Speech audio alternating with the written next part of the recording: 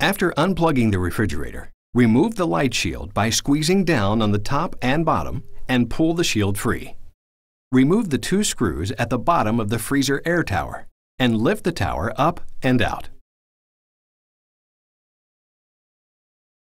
Next, remove the two screws on the evaporator cover located on either side of the fan. You may need to bow the evaporator cover outward to clear the ice maker receptacle and the screws on the left side wall of the freezer. To completely remove the evaporator cover, disconnect the light socket connection. Note the location and position of the Defrost Termination Thermostat.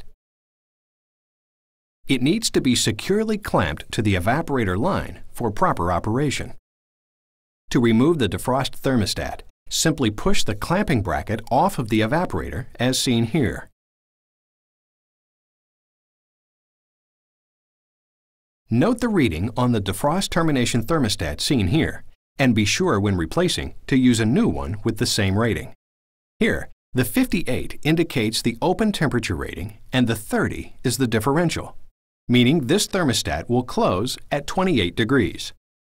To test the thermostat, go to the back of the refrigerator and utilize the 9-pin connector seen here.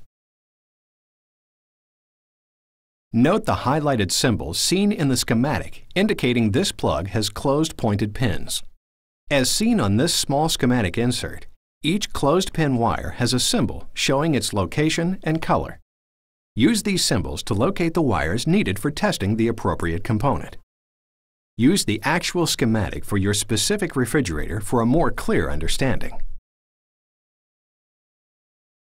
Note the corresponding open-ended pins seen here, and also note how these pins are symbolized on the small schematic insert.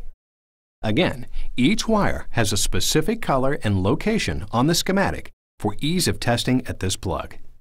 You can use this plug to test several of the components on the refrigerator by looking for the appropriate symbol and colors on the schematic diagram.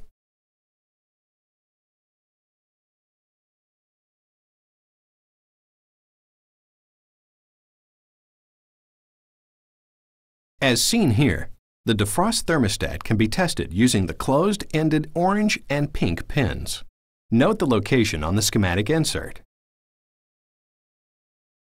With your meter set to a low-resistance scale, the reading between the orange and pink wires should reflect a closed circuit as indicated by the meter. Note that if the refrigerator is warm, this reading should show an open circuit because the thermostat is also warm.